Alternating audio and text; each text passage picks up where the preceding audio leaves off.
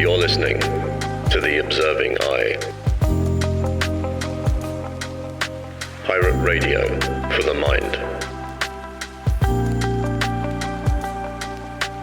Coming at you fresh from the computer hell cabin.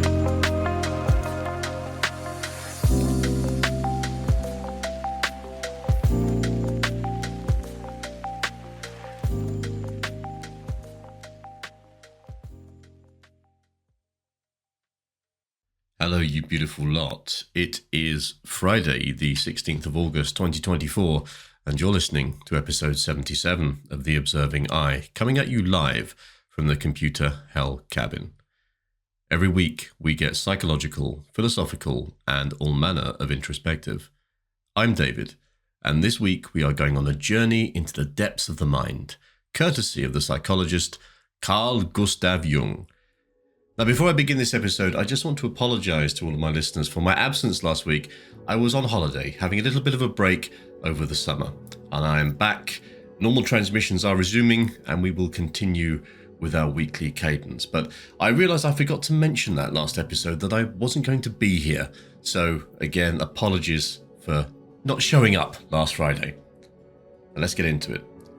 Carl Jung was a pioneer who dared to venture beyond the boundaries of conventional thought, exploring realms of the human psyche that many before him had only glimpsed. His work has left an indelible mark on how we understand ourselves, our dreams, and the shared symbols and stories that connect us all. But who was Carl Jung? What did he discover in the depths of the unconscious, and why does his work still resonate so powerfully today, nearly a century after he first introduced his groundbreaking ideas? In this episode, we're going to explore the complex world of Jungian psychology. We'll begin by taking a look at Jung's early life, his revolutionary ideas about the mind, and his eventual break from Sigmund Freud, a relationship that was as influential as it was tumultuous. Then we'll dive deep into Jung's approach to dreams, not as mere wish fulfillments or random firings of the brain, but as a vital communication from the unconscious mind.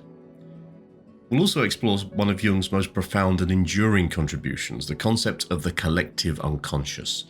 This idea suggests that beneath our personal experiences lies a vast reservoir of shared memories, symbols, and archetypes, universal themes that have echoed through human history and continue to shape our thoughts and behaviors today. Along the way, we'll uncover how Jung's ideas have influenced everything from psychotherapy to pop culture, and we'll reflect on what these ideas can teach us about our own lives, our dreams, and the deeper layers of the mind that we often overlook. So whether you're a long-time student of Jung, someone curious about psychology and philosophy, or simply a seeker looking to better understand yourself and the world around you, this episode is for you. Grab yourself a coffee, perhaps a slice of quiche.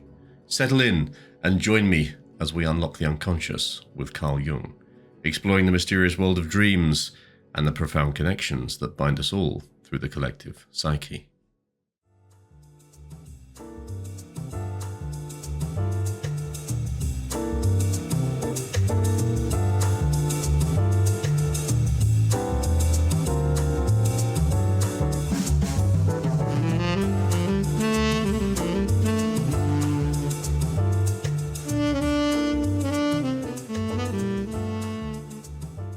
To truly understand Carl Jung and the ideas that he brought into this world, it is essential to first understand the man himself, the experiences, relationships, and internal struggles that shaped his life, and ultimately his groundbreaking work.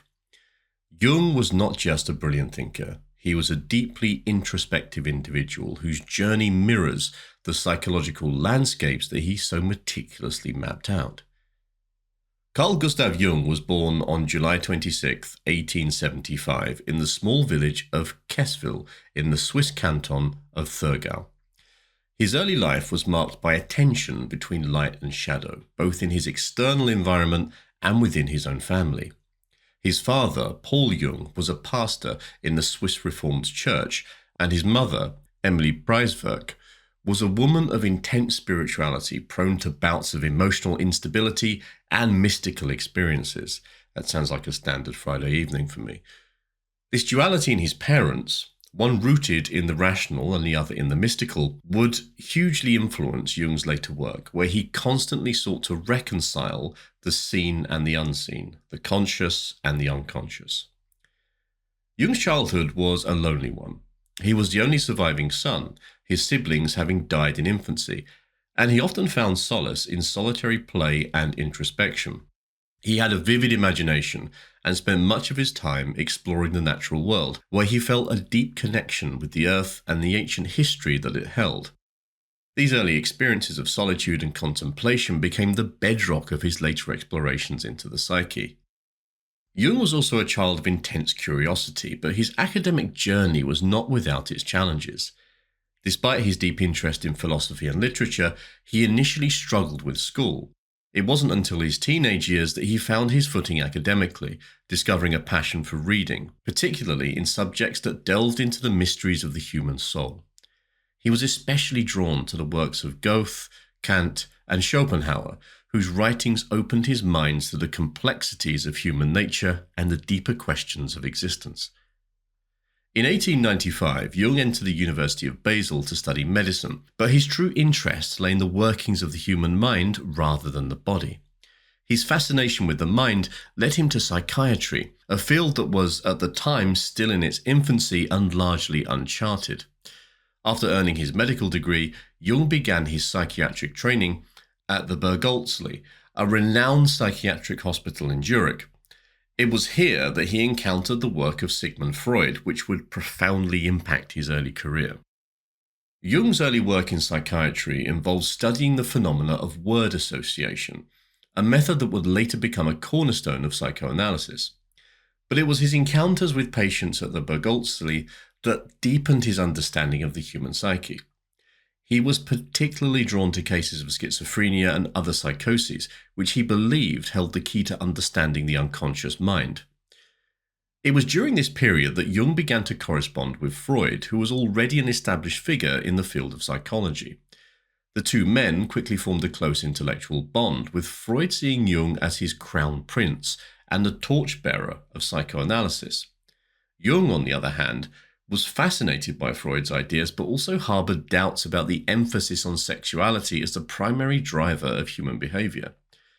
Despite these doubts, their collaboration flourished, and Jung's star began to rise in the world of psychoanalysis.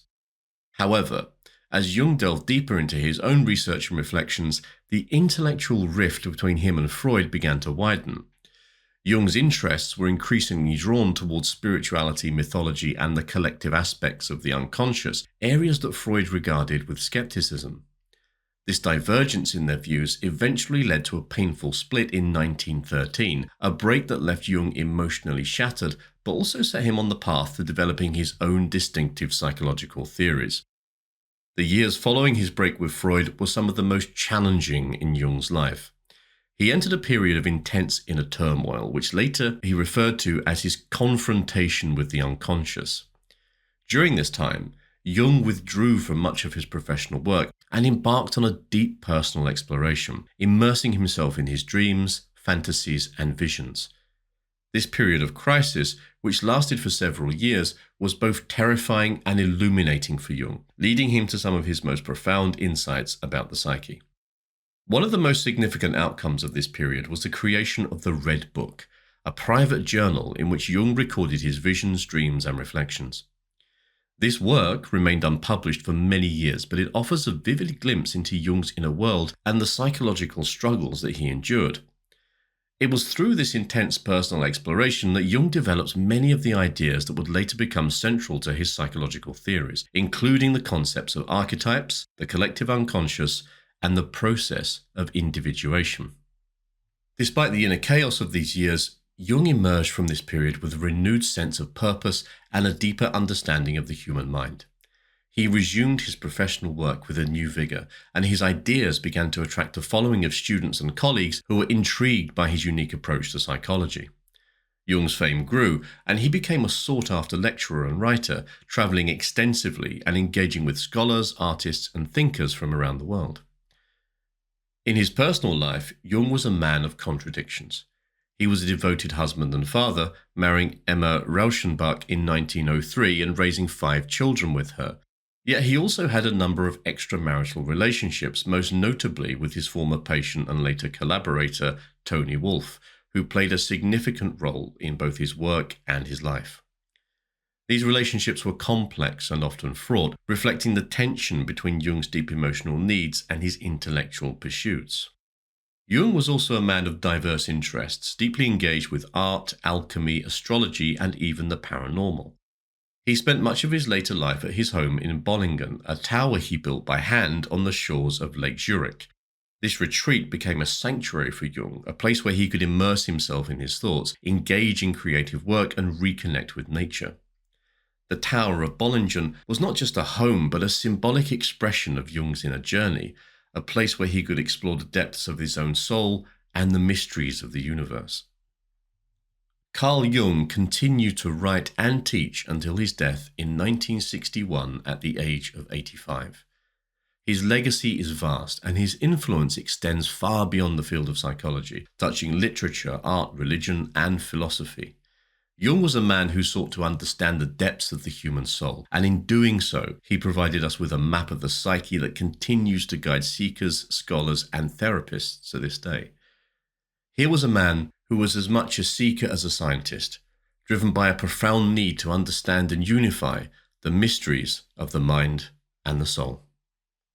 And now, a word from our sponsor.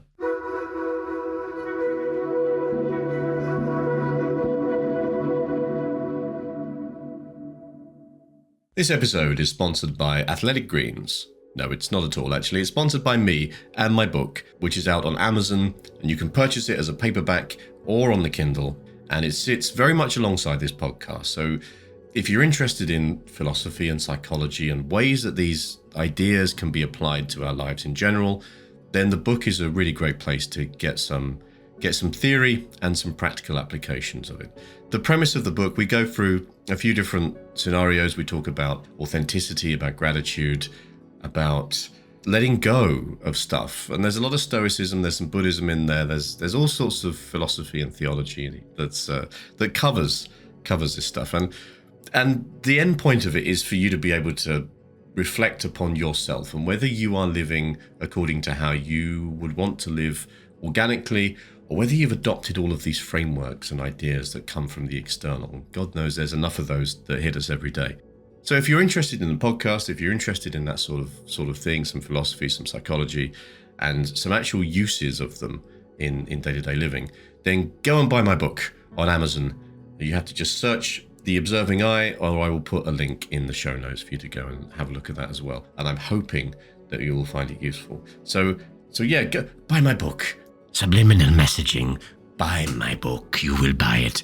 Yeah, but see what you think. Or don't. It's entirely up to you. There's no pressure. I have no expectation here. It is out into the world and I have let go of it. So it is just there. It exists. And you may enjoy it if you so choose. Thank you for your time. And we now return to the transmission.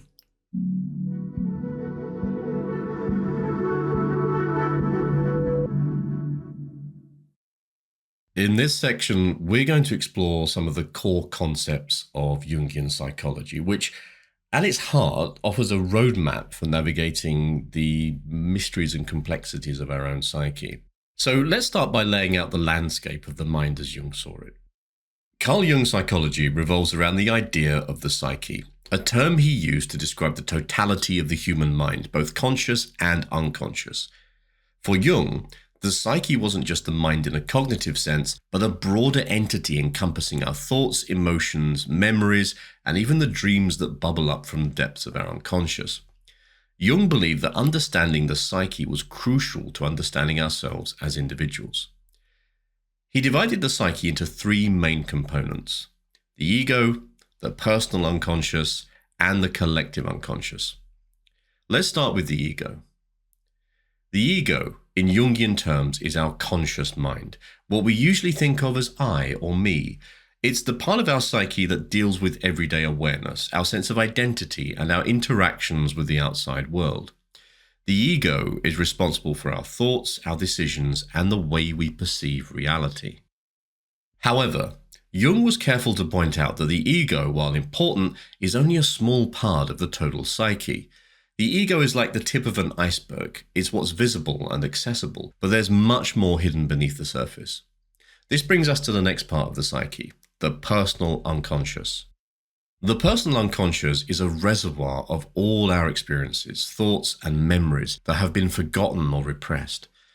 These might be things that are too trivial to remember consciously, like what you had for breakfast 3 weeks ago, or they could be more significant memories or feelings that we've pushed down because they're too painful or uncomfortable to face.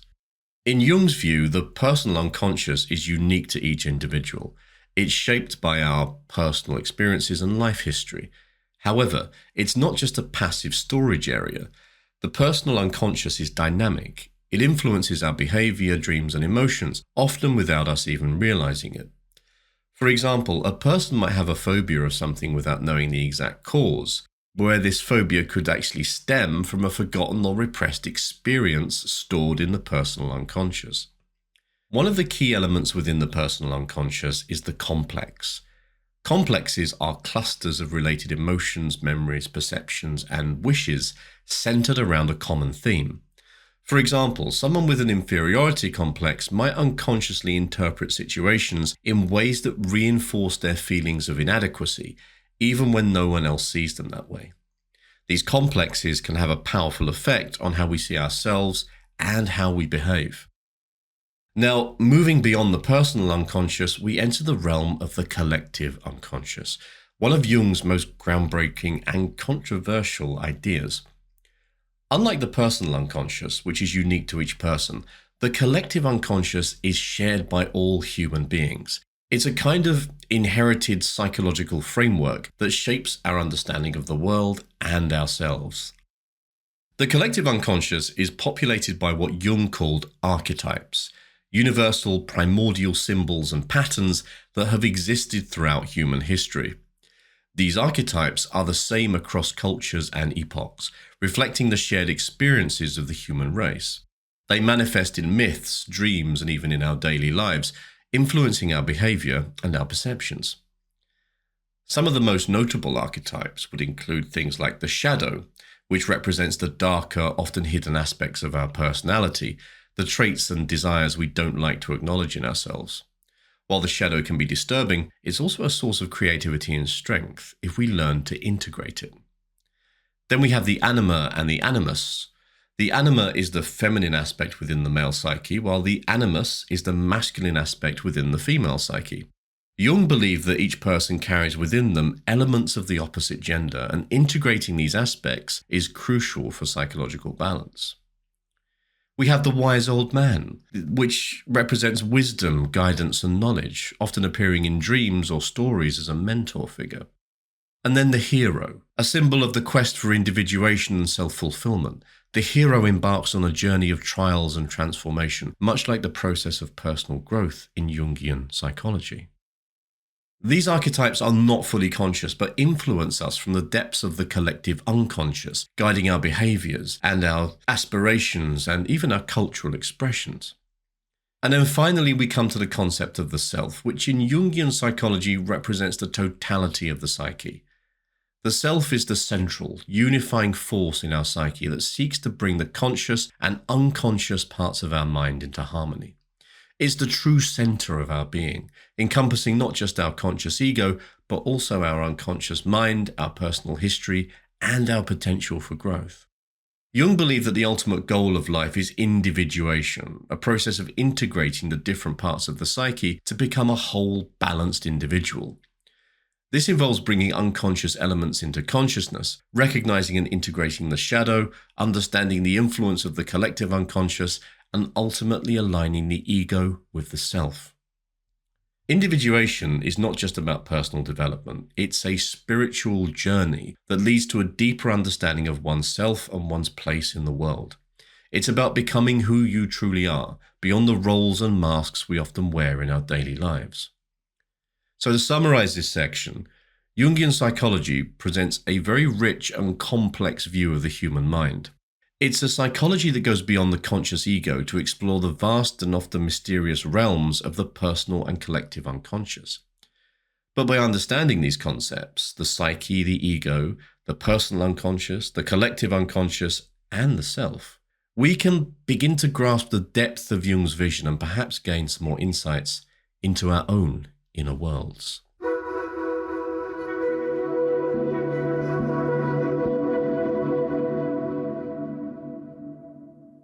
In this section, we're going to be diving into one of the most fascinating aspects of Jungian thought, and that is dream interpretation. Dreams, according to Jung, are not just random images or fleeting experiences. They are powerful symbolic communications from the unconscious mind, offering us insight, guidance, and sometimes even warnings. So let's explore how Jung understood dreams, how he contrasted his views with those of Sigmund Freud, and the role of symbolism and archetypes in our nightly visions. Carl Jung viewed dreams as a direct line to the unconscious, a means through which the deeper layers of our psyche could communicate with our conscious mind. Unlike Sigmund Freud, who saw dreams primarily as expressions of repressed desires, often with a strong emphasis on sexual content, which I think says a lot about Freud himself, Jung believed that dreams served a much broader purpose. For Jung, dreams were a natural and necessary expression of the unconscious, providing insight into the unresolved issues, potential conflicts, and areas of personal growth that the conscious mind might be unaware of. Freud's approach to dreams was largely rooted in his theory of psychoanalysis, where he posited that dreams are the royal road to the unconscious. He believed that dreams were driven by repressed wishes, often stemming from childhood experiences, and that their true meanings were hidden behind a veil of symbolism. Freud often emphasized the role of latent content, the hidden unconscious desires masked by the manifest content, or the literal storyline of the dream. Jung, on the other hand, saw dreams as more than just repressed desires bubbling up from the unconscious. He believed that dreams were a way for the unconscious to communicate with the conscious mind in order to bring balance and wholeness. Rather than merely hiding forbidden desires, dreams, in Jung's view, were rich with meaning and symbolism, reflecting both personal and collective experiences. They were not just about the past, but could also offer guidance for the future, acting as a compensatory mechanism to our conscious attitudes. One of the key elements of Jung's approach to dream interpretation is the use of symbolism. Jung believed that dreams speak in a language of symbols, a language that is often obscure, metaphorical, and deeply personal. These symbols arise from the unconscious and often carry meanings that go beyond the surface-level interpretation of the dream.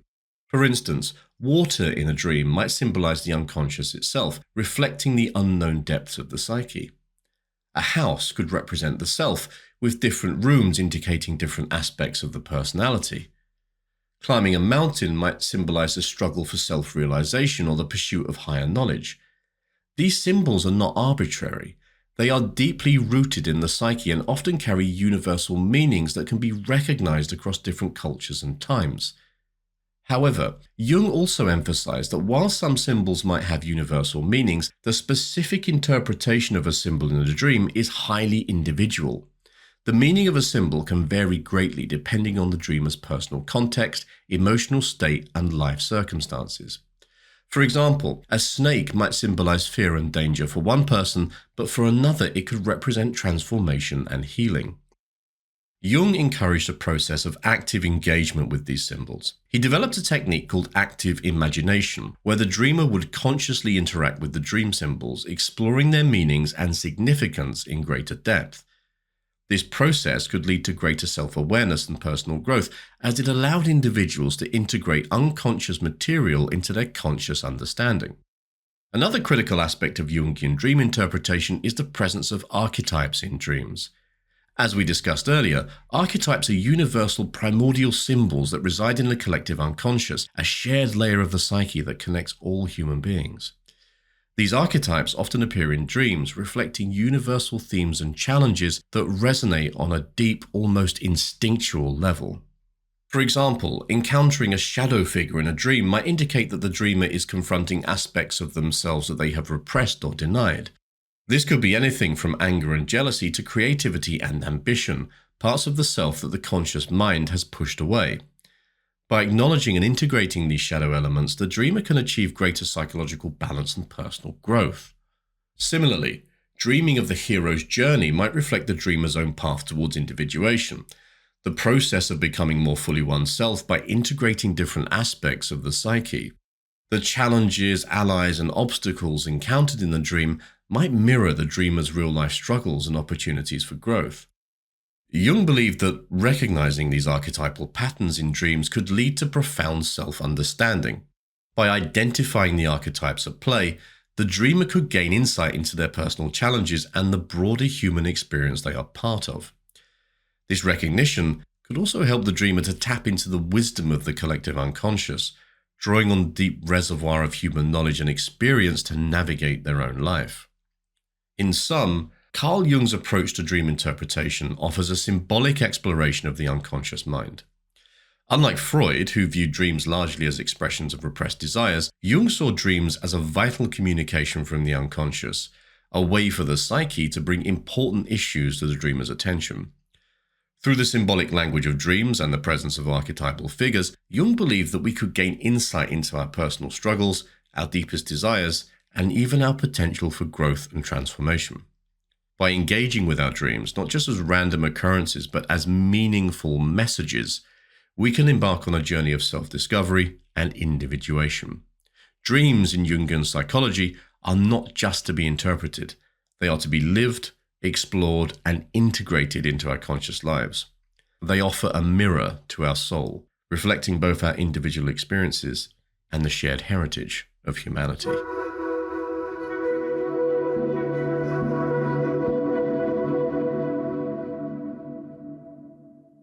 Now we're going to dive into one of the more peculiar concepts that Jung presents, and that's the collective unconscious. This idea forms the cornerstone of Jungian psychology, connecting us not just to our individual unconscious minds, but to a shared universal reservoir of experiences, symbols, and memories. So let's delve into what the collective unconscious is, where it came from, how it manifests in mythology and religion, and its relevance in today's world. The collective unconscious, as Carl Jung defined it, is a part of the unconscious mind that is not shaped by personal experiences, but shared among all humans. Unlike the personal unconscious, which contains memories, experiences, and emotions unique to each individual, the collective unconscious is universal. It holds the psychic inheritance of the human race, a kind of deep well of knowledge and imagery that all humans, regardless of culture or background, can tap into. Jung described the collective unconscious as containing archetypes, which, as we've discussed, are primordial, universal symbols and motifs that recur across different cultures and epochs. These archetypes are inherited potentials, and they structure the way that we experience the world. They influence our dreams, our myths, our religious beliefs, and even our everyday interactions. The collective unconscious is like a universal blueprint for human experience, guiding our behaviors, thoughts, and emotions on a level that we are often not consciously aware of.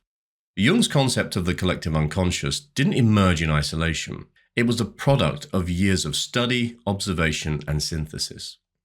One of the key influences on Jung was his extensive research into mythology, religion, and cultural symbols.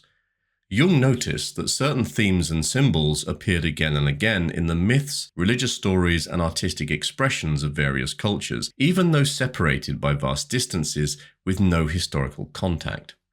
For example, he observed that the image of the Great Mother, a nurturing protective figure, appeared in the mythology of ancient Greece as Demeter, in Hinduism as Parvati, and in Christianity as the Virgin Mary.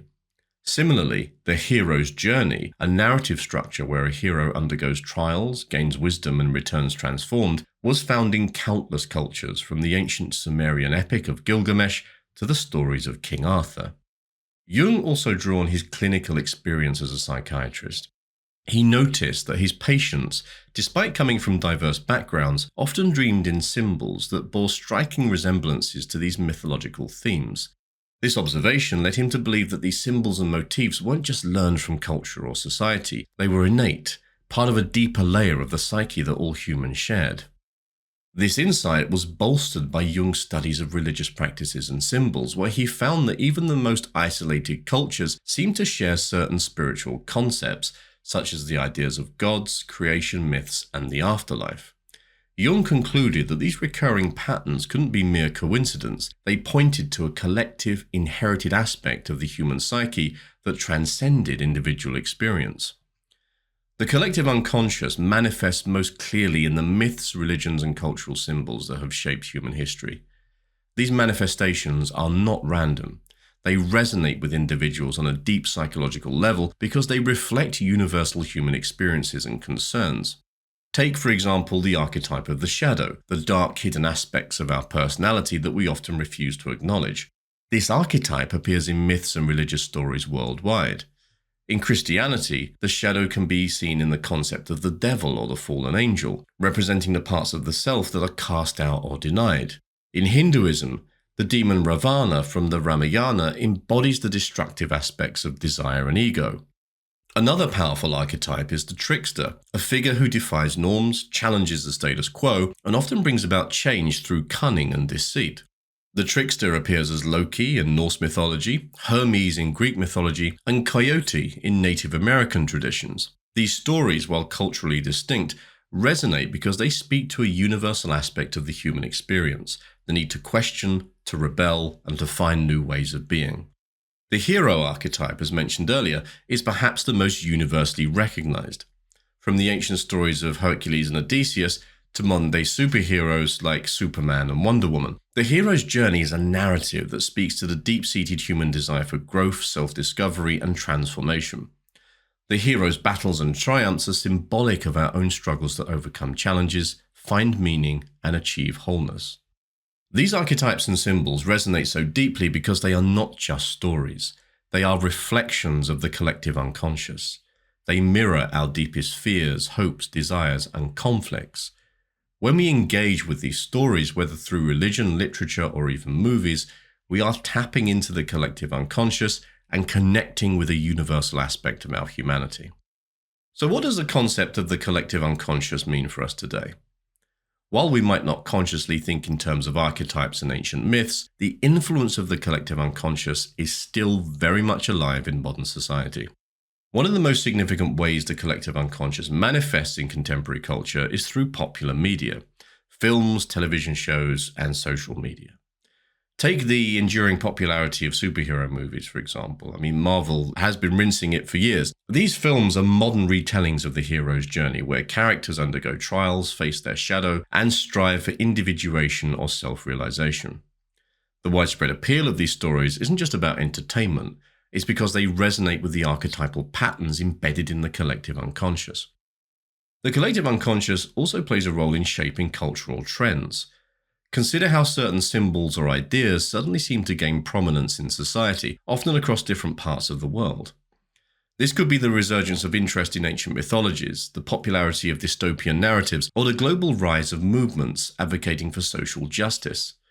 These trends often reflect deeper collective concerns or aspirations that are bubbling up from the unconscious mind of society as a whole. Even in the digital age, the collective unconscious influences how we interact online. Memes, for instance, can be seen as modern-day symbols that capture and communicate complex ideas, emotions, or cultural critiques in a simple, often humorous way. They spread rapidly because they tap into shared, often unconscious understandings within a culture. The idea of the collective unconscious also suggests that despite our individual differences, there is a fundamental connectedness among all humans. It offers a framework for understanding why we can empathize with people from different backgrounds, why we are moved by stories from other cultures, and why certain symbols have universal appeal. Before I finish up this segment, I just want to apologize because I've had to open the window in the studio because it is really warm and the crows are cawing. I'm not sure if you picked up the crows in the mic. I'll see that in editing. The crows enjoy the sounds of the podcast. So let's conclude. Let's not digress onto crows. The collective unconsciousness. I've lost my thread now. The collective unconscious is a profound and far-reaching concept that connects us to the shared heritage of humanity. It is the wellspring of our myths, our religious beliefs, and our cultural symbols, guiding our thoughts, our behaviors, and societal trends in ways we might always be aware of. Understanding the collective unconscious not only deepens our understanding of psychology, but it also gives us an appreciation for the shared threads that bind humanity together.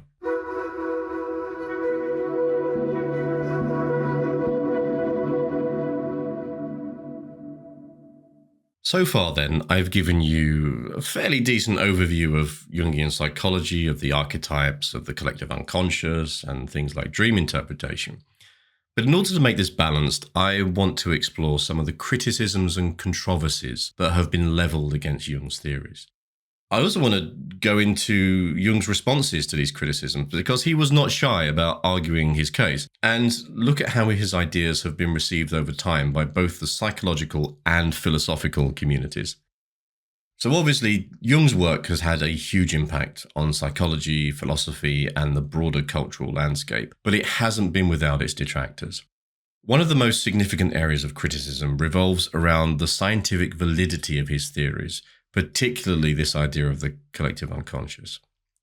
Now, although it's a cornerstone of Jungian psychology, it is also one of the most controversial aspects. Critics argue that the collective unconscious is a theoretical construct that lacks empirical evidence. Unlike the personal unconscious, which can be explored through personal history and psychological testing, the collective unconscious is a much more abstract concept.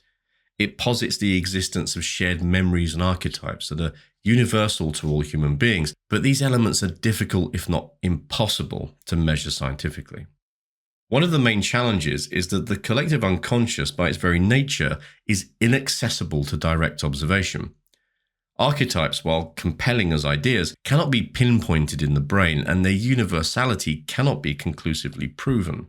While Jung drew connections between his theories and the recurring symbols found in myths, religions, and dreams across cultures, critics argue that these connections are often anecdotal and interpretive rather than based on rigorous scientific evidence. Another area where Jung faced criticism is his approach to dream interpretation. Jung's method was highly symbolic and subjective, relying on the idea that dreams are expressions of the unconscious that need to be interpreted within the context of the individual's life, as well as the broader archetypal patterns of the collective unconscious. Critics have pointed out that this approach is highly interpretive and lacks the objectivity that is often sought in scientific psychology. Unlike Freud's dream interpretation, which was grounded in a more systematic theory of repression and wish fulfillment, Jung's method allowed for a wide range of interpretations, making it difficult to establish clear, testable hypotheses. Furthermore, the symbolic nature of Jungian dream interpretation means that different analysts could arrive at different interpretations of the same dream, depending on their understanding of the symbols and the context of the dreamer's life. This lack of consistency has led some to question the reliability of Jungian dream analysis as a psychological tool. Jung's incorporation of mystical and spiritual elements into his psychology has also been a point of contention.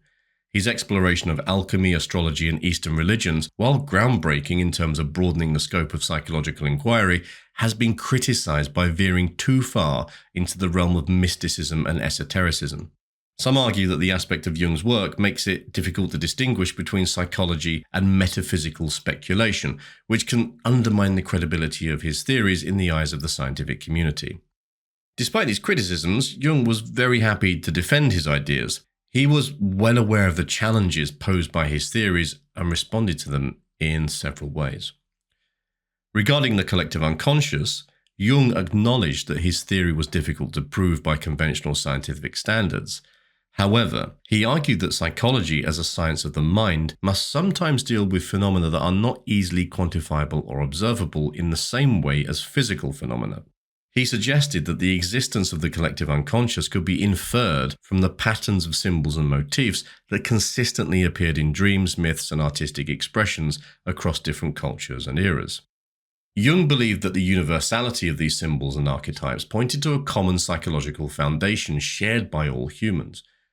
While he admitted that these ideas were not easily subjected to empirical testing, he maintains that they were nonetheless valuable for understanding the deeper layers of the human psyche. Jung saw his work as pioneering a new frontier in psychology, one that required a broader, more inclusive approach to understanding the mind. In response to criticisms of his approach to dream interpretation, Jung argued that the subjective nature of dreams necessitated a more flexible interpretive method. He believed that dreams could not be understood purely through a rigid one-size-fits-all framework. Instead, they required a consideration of both the individual's personal context and the broader collective symbols that might be at play. Jung emphasized that dream interpretation was more of an art than a science, one that involved a deep engagement with the symbolic language of the unconscious. He did not see the multiplicity of interpretations as a weakness, but rather as a reflection of the complexity and richness of the unconscious mind. To Jung, the subjective and symbolic nature of dreams made them a valuable source of insight, even if they could not be measured or interpreted with scientific precision. Over time, Jung's ideas have been both criticized and celebrated within the psychological and philosophical communities. In academic psychology, his theories are often regarded with caution due to their speculative nature and lack of empirical support.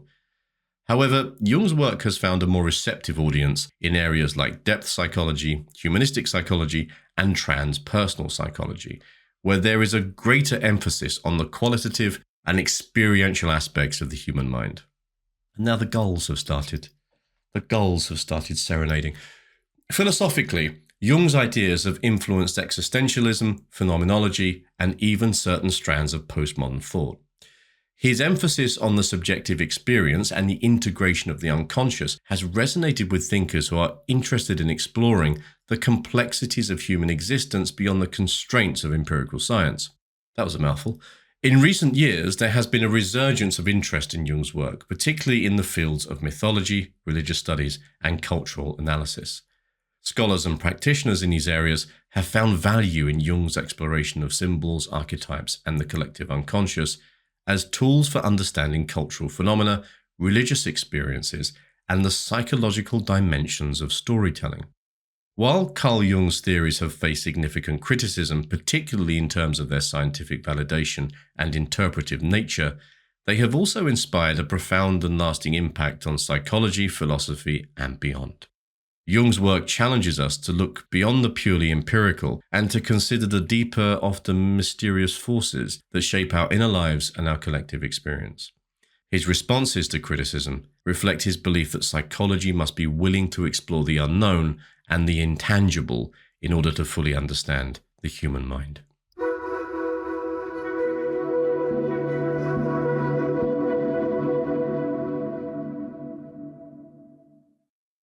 Okay, we are entering the final segment of this podcast, and we're going to look at Jung's legacy and the influence that his work has had on modern society, modern culture.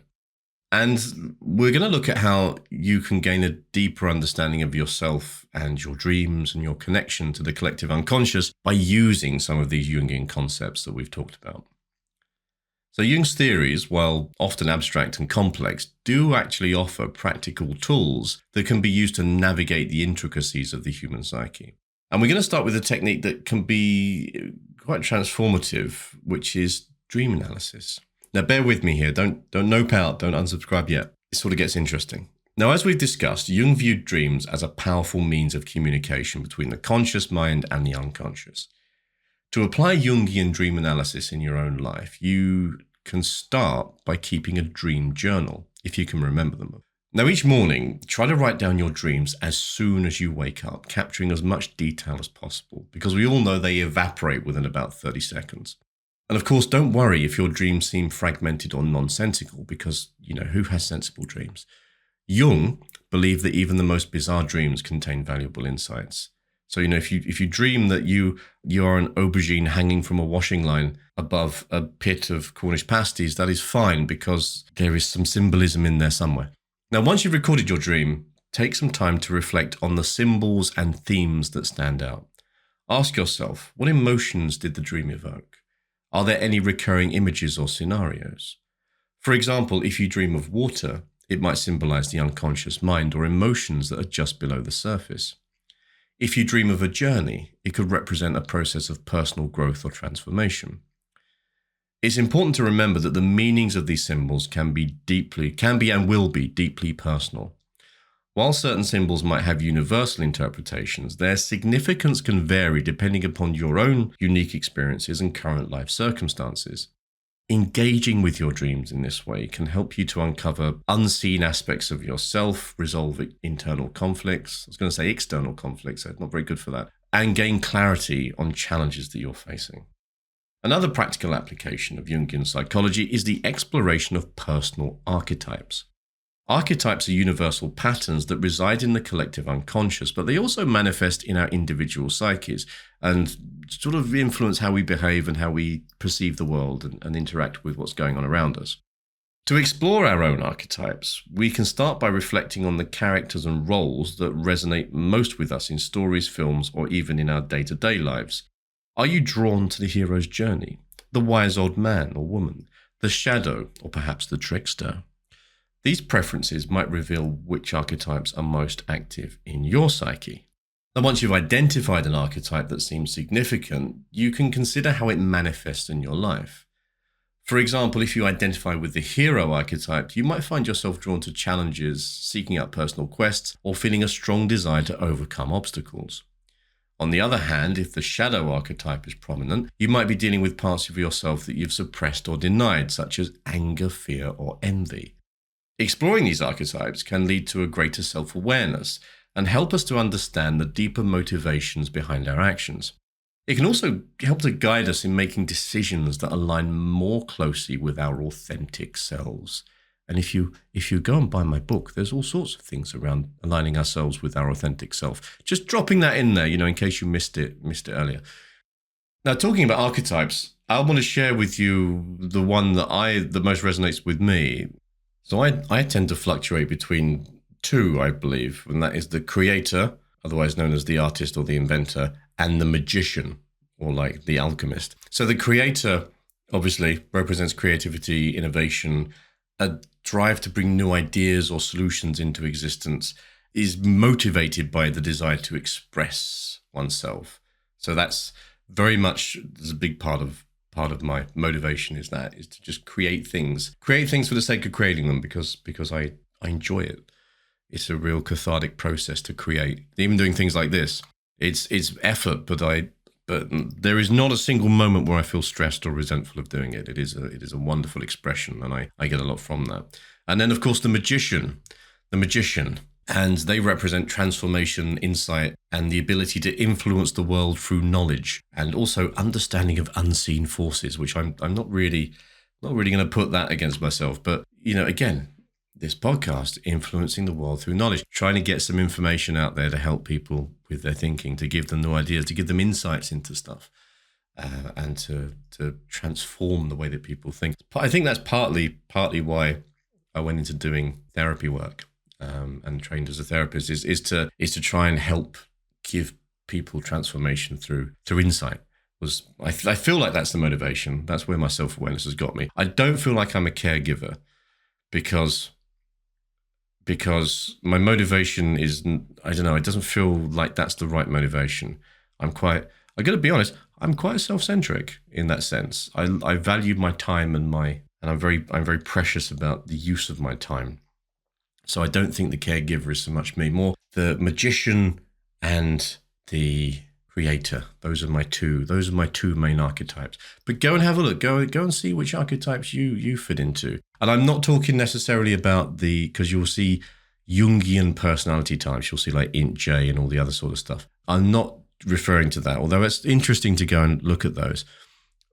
I'm talking about the original archetypes. So like the ruler, the destroyer, the explorer, the hero, all of those ones, which went on to create the 12, personality archetypes that exist within the framework that we see today. So again, I'll put some information in the show notes to you can go and have a look at that. You can go and have a look at some of that stuff and gives you a starting point to try and understand your own archetypes in that sense and to expand your self-awareness. Because that is why we are here, to make us all self-aware like the machines will be in 6 months' time, the self-aware machines that will destroy us. Okay, so where was I? We've really gone off track now. The collective unconscious. Yeah, so how does the collective unconscious, how is that useful in daily life? How can we use that? Because it feels really distant, this idea of shared unconsciousness feels very distant when I think about it, but it does play a significant role, obviously, because it has a huge impact on our cultural mindset. It's kind of like what Carl Rogers, he's the guy that was very heavily involved in founding humanistic psychology, talks about the organismic self. It kind of feels like that is us. The organismic is the person that we are born as. So it will be very much that instinctive knowledge, I guess, that comes with it. So let's have a look at this. So let's say you might notice, for example, that you're drawn to particular cultural trends or certain symbols or certain myths. And it's interesting to consider how these might be reflections of the collective unconscious. So much with like how we are drawn to certain archetypes, we can question if there are certain images or ideas that seem to resonate widely with people around us. And it's by understanding these connections that we can gain some insight, not only into our psyche, but to the broader cultural currents that are influencing all of us. I guess, maybe a way to look at that would be done on Google Trends, see what the collective unconscious is doing. So we can also use this awareness to navigate the very information-heavy world that we exist in at present. So social media is a very modern expression of the collective unconscious, where symbols and ideas spread rapidly. So I'm starting to lose the ability to speak now. I'm like 7,000 words in and my tongue's given up. Where symbols and ideas spread rapidly and resonate quite deeply with people. And we can try and recognize the archetypal patterns at play here. And we can engage with these platforms more consciously. We can understand how they might be influencing our thoughts and emotions. So that's our discussion of applying Jungian concepts. But let's spend a moment just reflecting on some of that. Because Jung believed that self-knowledge is the key to psychological health and growth, and that by engaging with our unconscious mind, we may be able to uncover certain unseen aspects of ourselves. The whole unseen made seen, yeah? So let's start by considering our dreams. What is in your dreams? What messages might your unconscious mind be trying to communicate? Take a moment to think about a recent dream that stood out to you. What symbols or feelings were present? How might these relate to your current life situation? Ask yourself, what aspects of my life or personality might I be neglecting? Is there a part of me that's trying to be heard through my dreams? By contemplating these questions, we can start to build a dialogue with our unconscious, as weird as that sounds, which opens a door to a much deeper self-awareness. Next, we can reflect on the archetypes that are most active in our lives. Are you in a period of transformation, facing challenges like the hero? Or are you grappling with parts of yourself that you've tried to push away, like the shadow? Identifying these archetypes can help us to understand the underlying dynamics in our relationships, in our careers, and in our personal growth. Think about how these archetypes influence your decisions, your aspirations, and even your fears. By recognizing these patterns, you can make much more conscious choices that align with your authentic self. And finally, take a moment to consider how the collective unconscious might be at work in your life. Are there cultural symbols, myths, or stories that resonate with you on a deep level? How might these be reflecting universal themes that are relevant not just to you, but to society as a whole? By exploring these connections, you can gain a broader perspective on your place in the world and how your individual experiences are linked to the larger human experience. Carl Jung's legacy is not just about understanding the mind. It's about living in a way that's more attuned to the deeper layers of our psyche. By applying Jungian concepts like dream analysis, archetypal exploration, and the awareness of the collective unconscious, we can embark on a journey of self-discovery that leads to greater wholeness and greater fulfillment. Jung once said, "Who looks outside dreams, who looks inside awakes." As we conclude this exploration of his work, I encourage you to continue looking within. Pay attention to your dreams, reflect on the archetypes that guide you, and consider how the collective unconscious might be influencing your life. In doing so, you'll be carrying forward Jung's legacy in the most personal and meaningful way possible.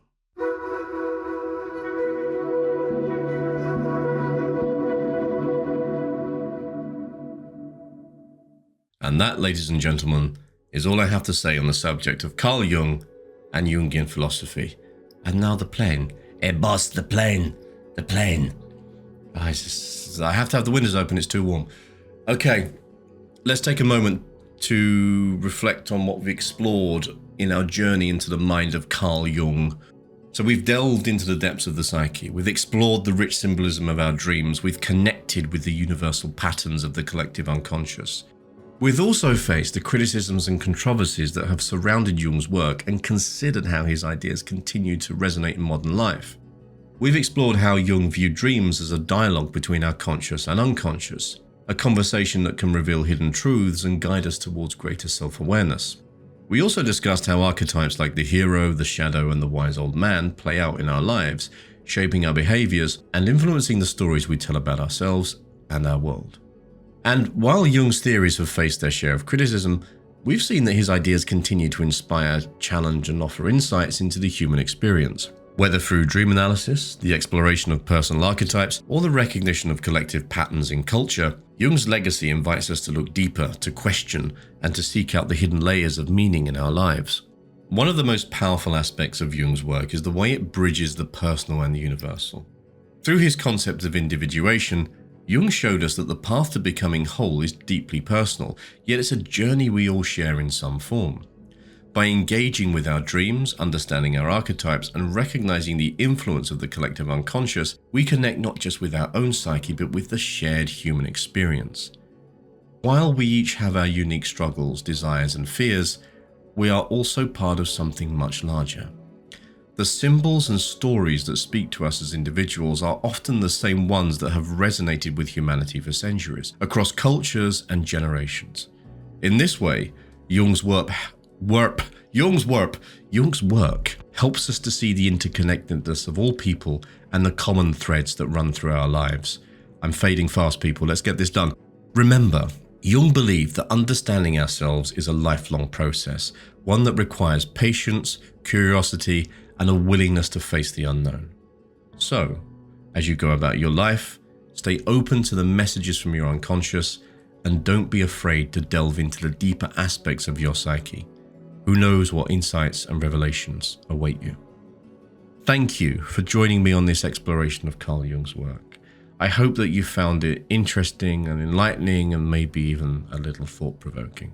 And a big thank you to all of you who subscribe to the platform. Your continued presence, attention, and awareness is always deeply appreciated. As always, if anything in this episode has resonated with you in any way, then I'd love to hear from you. You can share your stories via Patreon at patreon.com/theobservingeye or on social media. You can find us on YouTube at youtube.com/@theobservingeye and on TikTok and Instagram with the handle @theobservingeye as well. Take care, everybody. Much love, and I'll catch you soon. You've been listening to The Observing Eye. Thanks for spending some time with me today. I hope it's been useful.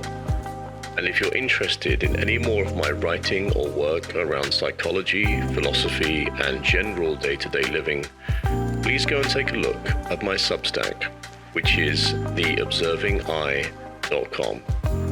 And that's I as in the letter, not I as in the gelatinous organ through which you see. Take care, everybody. Much love, and I'll catch you soon.